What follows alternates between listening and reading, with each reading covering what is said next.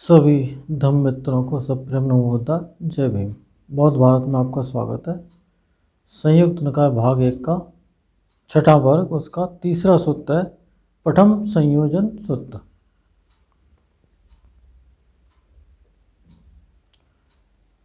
श्रावस्ती में बंधन में डालने वाले धर्मों का आस्वाद लेते हुए विहार करने से तृष्णा बढ़ती है।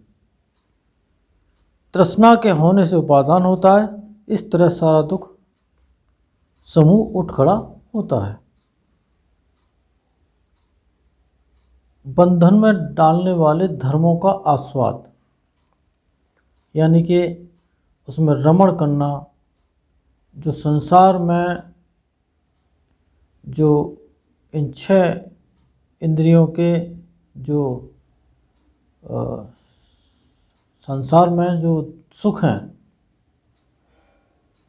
उन सुखों को,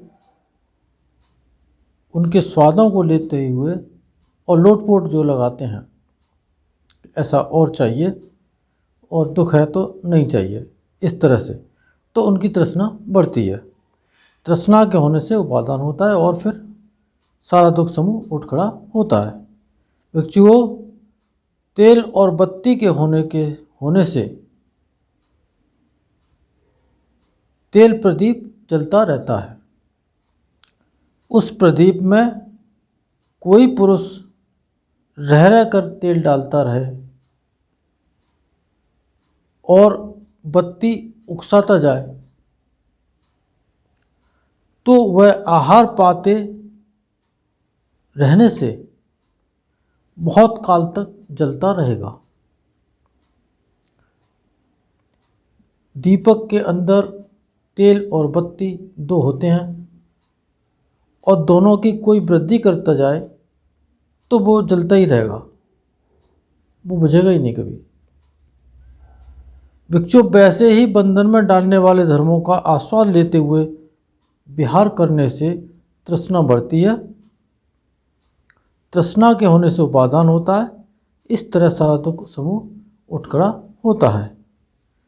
भिक्षुओं, उस प्रदीप में कोई पुरुष रह रह कर तेल न डाले और न बत्ती को उकसावे तो वह प्रदीप पहले के सभी आहार समाप्त हो जाने पर जितना अंतिम जो बत्ती जो सोख लेती है तेल को, वो भी खत्म हो जाने से, बत्ती के जल जाने पर नए न पाने के कारण बुझ जाता है और अधिक आहार न होने के, यानी कि तेल और बत्ती दोनों ही समाप्त हो जाते हैं तो बुझ जाता है।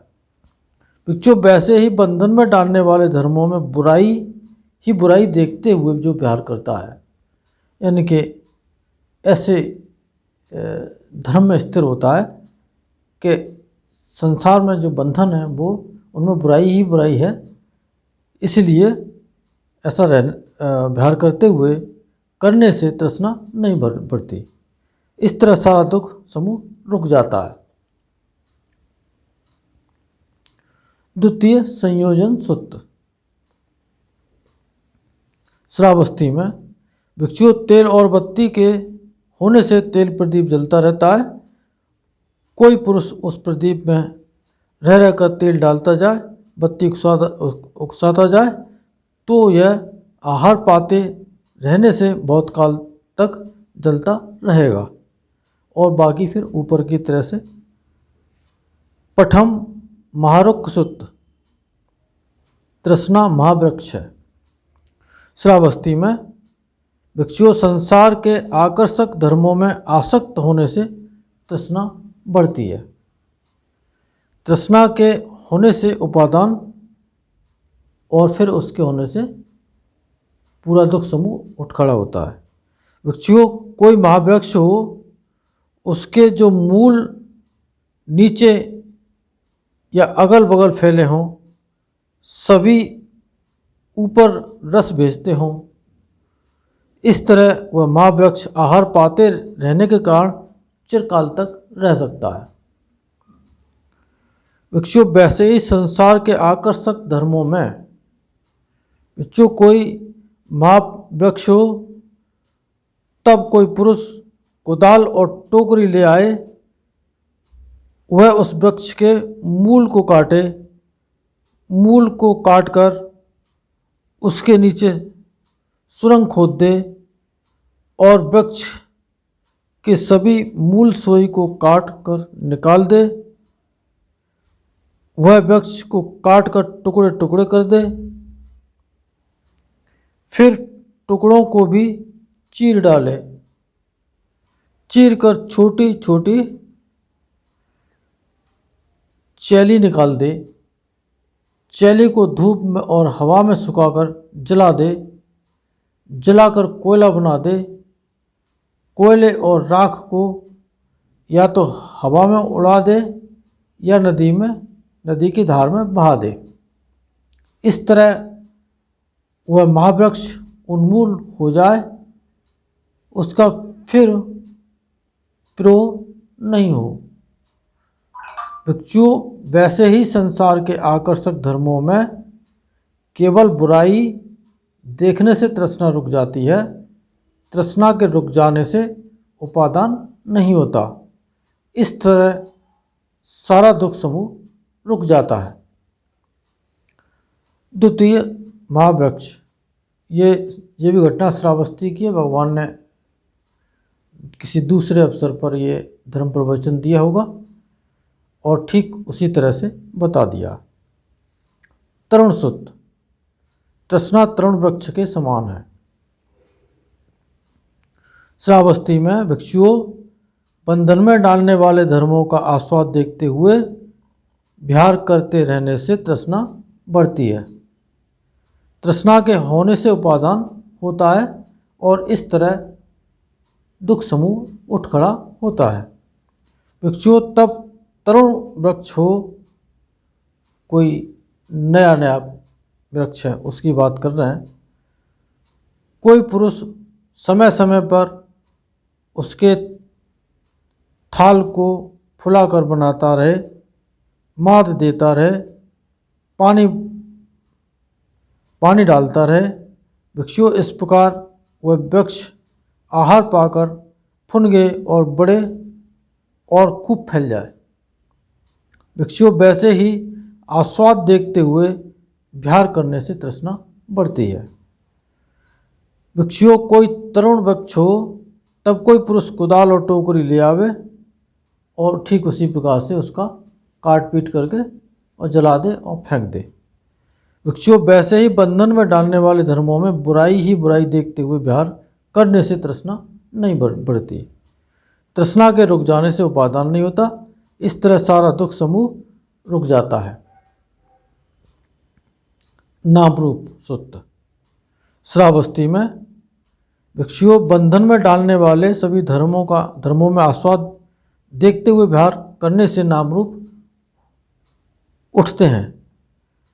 उसी महावृक्ष की उपमा देकर ऊपर वाले के समान ही इस सूत्र को समझना चाहिए। विज्ञान सूत्र, सांसारिक आस्वाद दर्शन से विज्ञान की उत्पत्ति।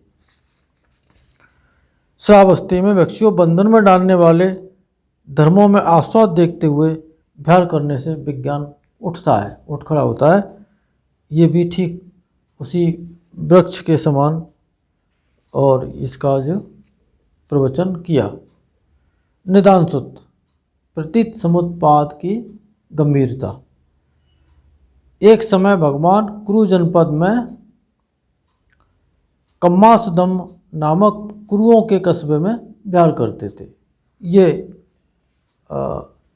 जो कम्मासदम नामक जो कुरुक्षेत्र है, कुरुओं का जो निगम था पहले, वो बहुत ही महत्वपूर्ण जगह थी जहाँ पर भगवान ने सील का उपदेश नहीं दिया था, क्योंकि वो पहले से सीलवान थे। तो महासती पट्ठान में इसकी चर्चा विस्तार पूर्वक आएगी। तब आयुष्मान आनंद वहाँ जहाँ भगवान थे वहाँ गए और भगवान का अभिवादन कर एक और बैठ गए। एक और बैठे आयुष्मान आनंद भगवान से बोले, बनते आश्चर्य है, अद्भुत है बनते, प्रतीत समुत्पात कितना गंभीर है, देखने में कितना गूढ़ मालूम होता है, किंतु मुझे यह बिल्कुल साफ मालूम होता है। तब भगवान कहते हैं कि आनंद ऐसा मत कहो, ऐसा मत कहो, यह प्रतीत समुत्पात बड़ा गंभीर और गूढ़ है। आनंद इसी धर्म को ठीक ठीक नहीं जानने और समझने के कारण यह प्रज्ञा उलझाई हुई धागे जैसी, गुड्डी जैसी, गांठ और बंधनों वाली मूछ की झाड़ी जैसी अपाय में पड़ दुर्गति को प्राप्त होती है। ये प्रजा, प्रज्ञा नहीं है, प्रजा है।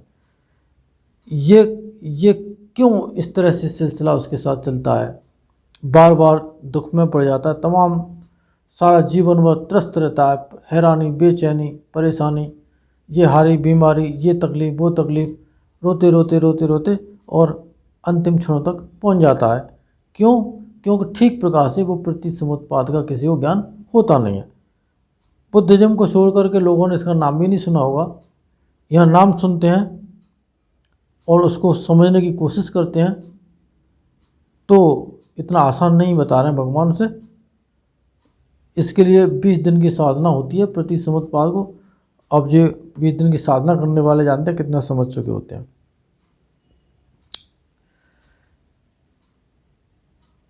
संसार से छूटने नहीं पाती। आनंद संसार के आकर्षक धर्मों में आसक्त होने से तृष्णा बढ़ती है। फिर उन्होंने, भगवान ने उसी महावृक्ष की उपमा दे करके बता दिया कि जिस तरह से वृक्ष को काट करके जला करके के उसको बखेर देते हैं, ठीक उसी प्रकार के संसार का और संसार के जो धर्म हैं, जो कि हमें अपनी तरफ खींचते हैं, बांधते हैं, उलझाते हैं, उनको काट पीट करके और समाप्त कर देना चाहिए। इस के बाद ये वृक्ष वर्ग समाप्त होता है। इन सत्य वचनों से आप सबका मंगल हो, भला हो, कल्याण हो, संसार के सारे प्राणी सुखी हों। साधु साधु साधु।